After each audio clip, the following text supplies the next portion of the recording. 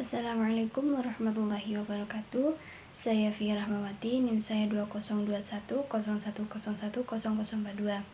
Saya di sini akan menjelaskan tentang peran sosial guru dalam pendidikan Islam. Yang pertama adalah peran guru dalam lembaga pendidikan Islam. Menurut Kamus Besar Bahasa Indonesia, peran diartikan sebagai tindakan yang dimiliki orang lain yang berkedudukan. Secara istilah, peran adalah berperilaku menurut posisi seseorang dalam bermasyarakat. Sedangkan peran secara etimologi berarti suatu tindakan yang menjadi bagian atau pemegang pimpinan terutama dalam terjadinya suatu hal atau peristiwa. Terutama dalam suatu hal. Secara klasikal, guru diartikan sebagai orang yang pekerjaannya atau mata pencariannya yaitu mengajar. Dalam pengertian yang sederhana, guru adalah orang yang memberi pengetahuan kepada peserta didik. Tetapi menurut Ahya dalam bukunya Profil Pendidik Sukses menjelaskan bahwa guru adalah orang dewasa yang menjadi tenaga kependidikan untuk membimbing dan mendidik peserta didik menuju kedewasaan, agar memiliki kemandirian dan kemampuan menghadapi kehidupan dunia dan akhirat. Sedangkan guru dalam Undang-Undang Guru dan Dosen menjelaskan bahwa guru adalah pendidik profesional dengan tugas mendidik, mengajar, membimbing, mengarahkan, melatih, menilai, dan mengevaluasi peserta didik pada pendidikan formal dan pendidikan dasar juga pendidikan menengah. Peran guru yang bermacam-macam telah diidentifikasikan dan dikaji oleh Pugliese dan Young pada tahun 1988, Manan pada tahun 1990, serta Yelon dan Weinstein pada tahun 1997. Adapun peran guru tersebut sebagai berikut. Yang pertama, guru sebagai pendidik. Dalam pendidik, menjadi seorang tokoh, panutan, dan identifikasi bagi para peserta didik dan lingkungannya. Karena itu, guru harus mempunyai standar kualitas tertentu yang meliputi tanggung jawab, wibawa, mandiri, dan disiplin. Kemudian yang nomor 2, guru sebagai pengajar. Guru sebagai pengajar dalam kegiatan belajar peserta didik dipengaruhi beberapa faktor, seperti motivasi, kematangan, hubungan antara peserta didik dengan pendidik, kemampuan verbal, tingkat kebebasan, dan kecakapan guru dalam berkomunikasi. Yang nomor 3, guru sebagai pembimbing. Guru memerlukan kompetensi yang tinggi, diantaranya yang pertama, guru harus merencanakan tujuan dan mengidentifikasikan kompetensi yang akan dicapai. Yang kedua, guru harus melihat keterlibatan peserta didik melaksanakan kegiatan belajar. Yang ketiga, guru harus memaknai kegiatan belajar. Keempat, guru harus melaksanakan penilaian. Yang keempat, guru sebagai pengelola pembelajaran. Guru harus mampu memahami berbagai metode pembelajaran.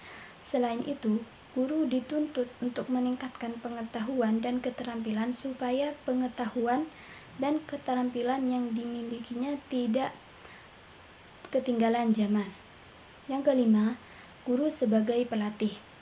Hal ini lebih ditekankan lagi dalam kurikulum 2004 yang berbasis kompetensi, karena tanpa latihan, seorang peserta didik tidak akan mampu menunjukkan penguasaan kompetensi dasar dan tidak akan mahir dalam berbagai keterampilan yang dikembangkan sesuai materi standar. Yang keenam, guru sebagai penasehat. Guru adalah penasehat peserta didiknya. Bahkan bagi orang tua, meskipun guru tidak memiliki latihan khusus sebagai penasehat dan dalam beberapa hal tidak dapat berharap menasihati orang. Yang nomor 7, guru sebagai peneliti. Maksudnya, pembelajaran merupakan seni yang dalam pelaksanaannya memerlukan penyesuaian-penyesuaian dengan kondisi lingkungan. Untuk itu diperlukan penelitian yang di dalamnya melibatkan guru. Oleh karena itu, guru adalah seorang pencari atau peneliti. Selanjutnya, nomor 8. Guru sebagai inovator.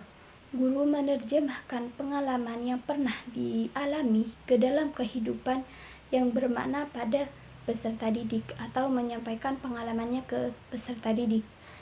Selanjutnya nomor 9, guru sebagai model dan teladan. Guru merupakan model atau teladan bagi para peserta didik dan semua orang yang memandang sebagai guru terhadap kecenderungan yang besar untuk menganggap bahwa peran ini tidak mudah ditentang apalagi ditolak.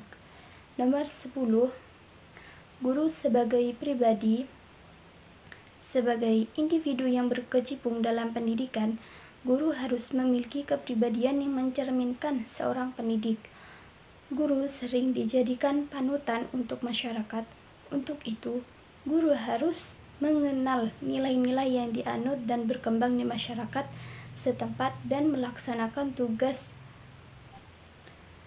Nomor 10, guru sebagai pribadi, yaitu sebagai individu yang berkecimpung dalam pendidikan, guru harus memiliki kepribadian yang mencerminkan seorang pendidik. Guru sering dijadikan panutan untuk masyarakat. Karena itu, guru harus mengenal nilai-nilai yang dianut dan berkembang di masyarakat tempat melaksanakan tugas dan bertempat tinggal. Nomor 11, guru sebagai pendorong kreativitas, yaitu merupakan hal yang sangat penting dalam pembelajaran, dan guru dituntut untuk mendemonstrasikan dan menunjukkan proses kreativitas tersebut. Nomor 12, guru sebagai aktor, yaitu mengajar, harus memiliki pengalaman dan gagasan, serta harus menyadari bahwa orang lain pun berkesempatan untuk memilikinya, yaitu seorang guru harus mentransfer gagasannya agar bisa mengembangkan pengetahuan yang telah dipelajari serta dikembangkan kemampuan untuk menyampaikan pengetahuan tersebut. Nomor 13, yaitu guru sebagai evaluator, yaitu fungsinya ini dilakukan agar guru mengetahui apakah tujuan yang telah dirumuskan tercapai atau belum, dan apa materi yang diajarkan sudah cukup tepat. Dengan melakukan penilaian, guru dapat mengetahui keberhasilan pencapaian tujuan, penguasaan siswa terhadap pelajaran, serta ketepatan atau keefektifan metode pembelajaran. Nomor 14, guru sebagai mediator dan fasilitator. Yang nomor 14, guru sebagai mediator dan fasilitator, yaitu guru sebagai mediator hendaknya memiliki pengetahuan dan pemahaman yang secukupnya, maksudnya yang cukup tentang model pendidikan, karena media pendidikan merupakan alat komunikasi lebih mengefektifkan dalam proses belajar mengajar. Sedangkan guru sebagai fasilitator, yaitu guru hendaknya mampu mengusahakan sumber belajar yang berguna serta dapat menunjang pencapaian tujuan dan proses belajar mengajar, baik yang berupa narasumber, buku teks, majalah, ataupun surat kabar. Nomor 15, guru dalam administrasi. Maksudnya adalah dalam arti sempit administrasi, tata usaha yang mencakup setiap peraturan yang rapi dan sistematis yang penentuan fakta-fakta secara tertulis dengan tujuan memperoleh pandangan yang menyeluruh serta hubungan timbal balik antara satu fakta dengan fakta lainnya.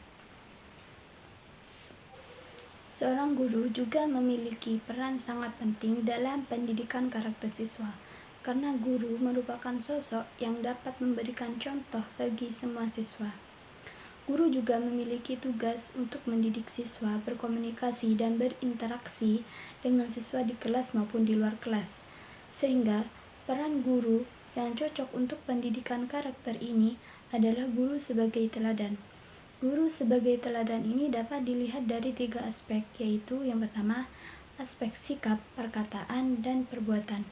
di mana ketiga aspek ini tidak ada dalam diri manusia dan saling berkaitan satu sama lain. Sikap seseorang dapat dilihat dalam setiap perbuatan dan tutur katanya, sehingga teladan yang dapat dengan baik diikuti oleh siswa yaitu melalui aspek perbuatan, karena dalam aspek perbuatan tidak menutup kemungkinan terdapat aspek sifat dan perbuatan, sehingga aspek sifat harus lebih ditonjolkan dalam keteladanan seorang guru. Berdasarkan hasil penelitian yang relevan, keteladanan adalah suatu perbuatan yang dapat dilihat dan bisa menjadi panutan oleh siswa yang ditunjukkan melalui tutur kata, sikap, dan kepribadiannya seperti datang ke sekolah lebih awal, disiplin, sopan santun, toleransi, jujur, dan bertanggung jawab dalam melaksanakan tugas. Seorang guru juga harus menanamkan nilai-nilai keagamaan dan memberikan motivasi kepada siswa untuk lebih disiplin. Kemudian,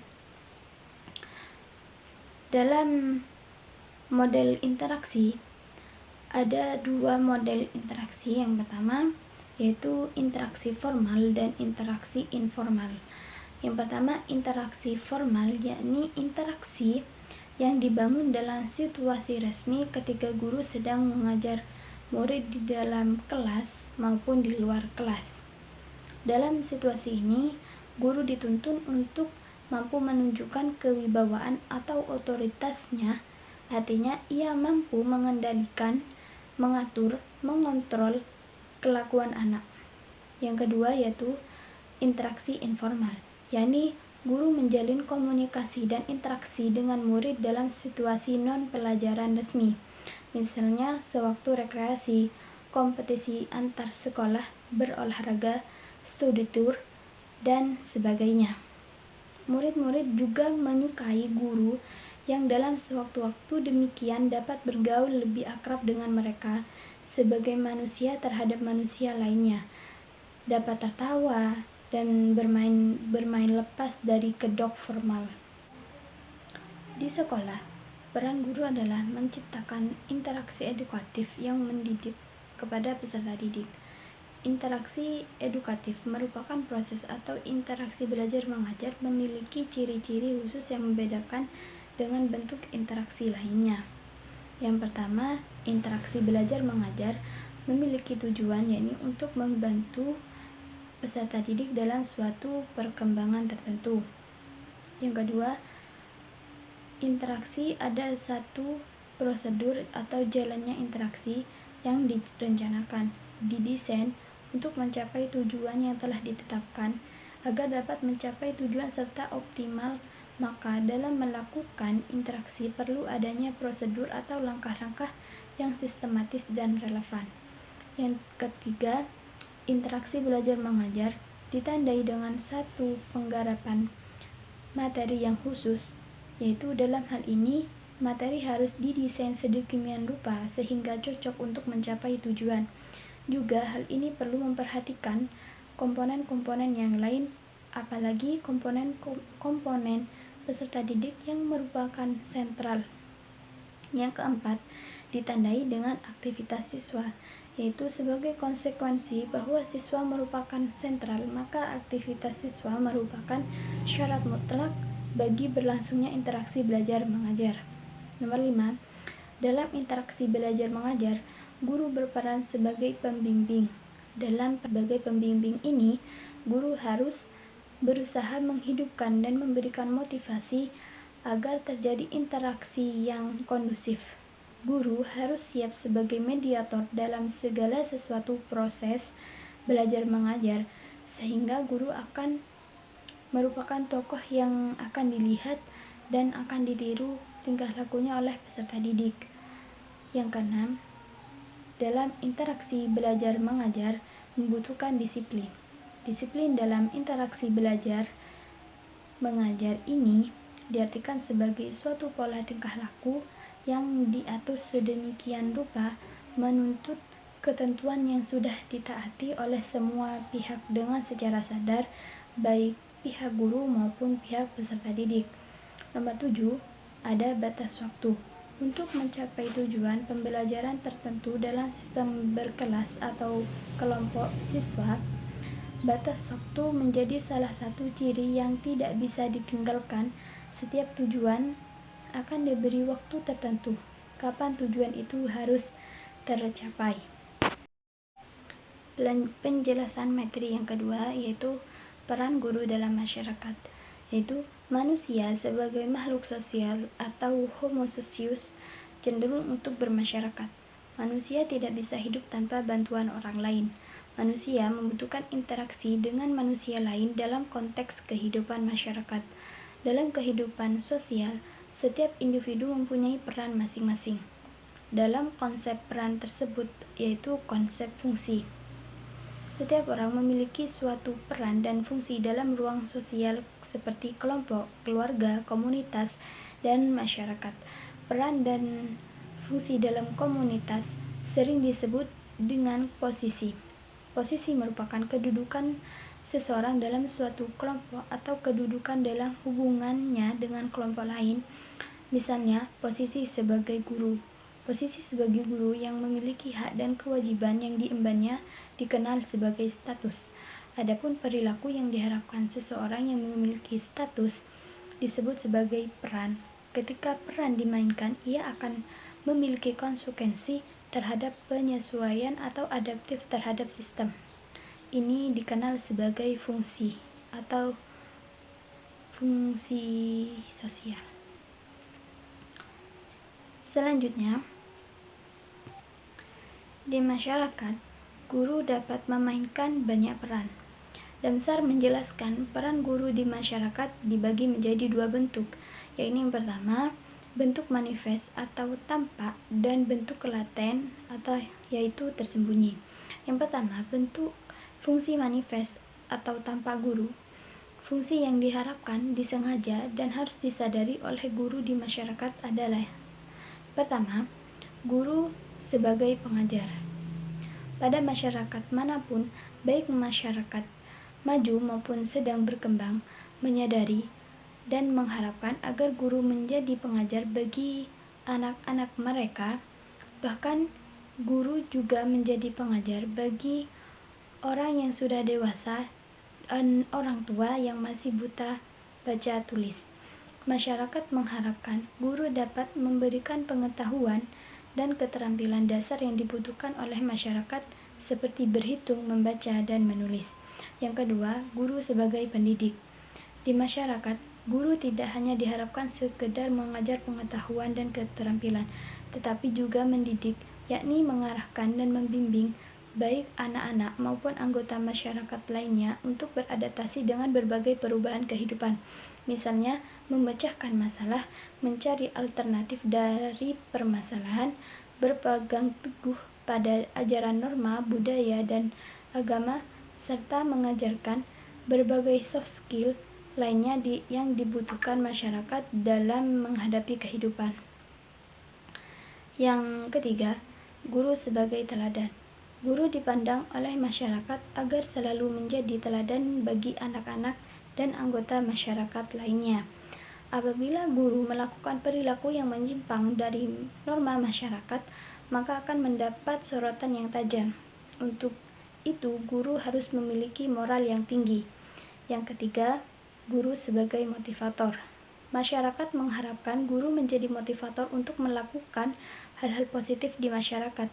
Guru diharapkan mampu memberikan dorongan, motivasi, kekuatan, dan potensi yang besar kepada masyarakat untuk selalu berubah ke arah yang lebih baik. Yang kedua, dalam pembagian fungsi, yaitu fungsi laten, yaitu tersembunyi. Fungsi yang tidak diharapkan, disengaja, dan tidak disadari guru di masyarakat adalah sebagai berikut. Yang pertama, guru sebagai pengakal status quo, yaitu pada suatu keadaan yang relatif tetap dalam situasi keseimbangan, tidak berubah atau stagnan. Menurut teori fungsionalisme struktural, masyarakat sebagai sistem sosial mementingkan kepada keteraturan atau order dan mengabaikan konflik dan perubahan-perubahan dalam masyarakat. Robert Merton sebagai pentolan teori ini memberikan tekanan kepada stabilan dan kemapanan serta sebisa mungkin menghindari konflik. Dalam masyarakat terdapat nilai-nilai, norma-norma, dan adat istiadat dan hukum-hukum yang sudah berlaku lama yang mengatur pola interaksi antar anggota masyarakat dan konteks seperti ini. Selanjutnya yaitu guru sebagai penggerak perubahan. Kehidupan masyarakat tidaklah statis, melainkan selalu berubah secara dinamis. Pola perilaku dan sistem interaksi sosial termasuk di dalamnya perubahan norma, nilai, dan fenomena kultural. Dalam masyarakat tradisional umumnya, pola pikir dan perilaku sangat konservatif, cenderung menolak terhadap setiap perubahan. Dalam menghadapi perubahan tersebut, guru bisa mempelopori ke arah perubahan yang positif. Penjelasan materi yang ketiga yaitu peran guru sebagai bentuk profesi. Istilah guru sebagai profesi bermula pada peringatan Hari Guru Nasional tanggal 2 Desember 2004. Guru sebagai profesi menyeratkan tekad pemerintah yang kuat untuk meningkatkan tanggung jawab profesional guru. Tekad ini tentu sangat relevan dan dalam hubungan dengan isu peningkatan kualitas pendidikan. Hal ini memang terkait dengan Undang-Undang Nomor 14 2005 tentang guru dan dosen, yaitu guru dan dosen merupakan bidang pekerjaan khusus yang dilaksanakan berdasarkan prinsip yang pertama, memiliki bakat, minat, panggilan jiwa, dan idealisme. B. Memiliki komitmen untuk meningkatkan kualitas pendidikan. Selanjutnya, memiliki kualifikasi akademik dan latar belakang pendidikan sesuai dengan bidang tugas. D. Memiliki kompetensi yang diperlukan sesuai bidang tugas. E. Memiliki tanggung jawab atas pelaksanaan tugas keprofesionalannya. F. Memperoleh penghasilan yang ditentukan sesuai dengan profesi kerja. Selanjutnya, memiliki kesempatan untuk mengembangkan keprofesionalan secara berkelanjutan dengan belajar sepanjang hayat. Selanjutnya, memiliki jaminan perlindungan hukum dalam menjalankan tugas keprofesionalan dan memiliki organisasi profesi yang mempunyai kewenangan hal-hal yang berkaitan dengan tugas keprofesionalan pendidik atau guru. Guru yang masih mismatch atau bidang keilmuannya tidak sesuai dengan bidang studi yang diajarkan agar bersekolah lagi supaya menjadi match, yaitu sesuai bidang ilmu yang dipelajari dengan bidang studi yang diajarkan. Begitu juga guru yang masih underqualified atau kualitasnya rendah, agar meningkatkan keilmuannya supaya qualified atau berkualitas. Guru yang sudah match akan terus meningkatkan kualitasnya agar semakin baik mengajarnya. Dengan upaya yang seperti ini, maka akan tercipta guru-guru yang profesional. Menjadi guru profesional terkait erat dengan berbagai kompetensi yang harus dimiliki seorang guru. Kompetensi yang harus dikembangkan oleh guru dijelaskan dalam Peraturan Pemerintah Nomor 19 tentang Standar Nasional Pendidikan Bab 6 Pasal 28 Ayat 3. Dinyatakan guru minimal memiliki 4 kompetensi, meliputi yang pertama, kompetensi pedagogik, yaitu seperangkat kemampuan dan keterampilan atau skill yang berkaitan dengan interaksi belajar mengajar guru dan siswa dalam kelas. Kompetensi pedagogik meliputi kemampuan guru dalam metode pembelajaran, memberikan pertanyaan, menjawab pertanyaan, mengelola kelas, dan melakukan evaluasi. Kedua, kompetensi kepribadian, yaitu seperangkat kemampuan dan karakteristik personal yang mencerminkan realitas sikap dan perilaku guru dalam melaksanakan tugas-tugasnya dalam kehidupan sehari-hari. Yang ketiga, kompetensi profesional, yaitu seperangkat kemampuan dan keterampilan terhadap penguasaan materi pelajaran secara mendalam, utuh, dan komprehensif Guru juga memiliki kompetensi profesional, tidak cukup hanya memiliki penguasaan materi secara formal, tetapi juga harus memiliki kemampuan materi ilmu lain yang memiliki keterkaitan dengan pokok pembahasan mata pelajaran tersebut. Nomor 4, kompetensi sosial, yaitu seperangkat kemampuan dan keterampilan yang terkait dengan hubungan atau interaksi dengan orang lain. Artinya, guru harus dituntut untuk memiliki keterampilan berinteraksi dengan masyarakat, khususnya dalam mengidentifikasikan, menganalisis, dan menyelesaikan problem masyarakat. Juga guru yang kompeten akan dapat mengantarkan pada peningkatan kualitas pendidikan. Guru merupakan unsur terdepan dalam proses pembelajaran. Guru berhadapan langsung dengan peserta didik melalui proses pembelajaran di kelas. Di tangan guru dihasilkan anak didik yang berkualitas, baik secara akademis, skill, kematangan emosional, moral, dan mental psikis. Dari peran dan fungsi guru dihasilkan beberapa masa depan yang siap hidup dengan tantangan zaman yang berbeda. Karena itu, guru selalu dituntut untuk memperbaiki kualitas proses dan kualitas hasil pembelajaran. Sekian presentasi dari saya. Kurang lebihnya mohon maaf. Wassalamualaikum warahmatullahi wabarakatuh.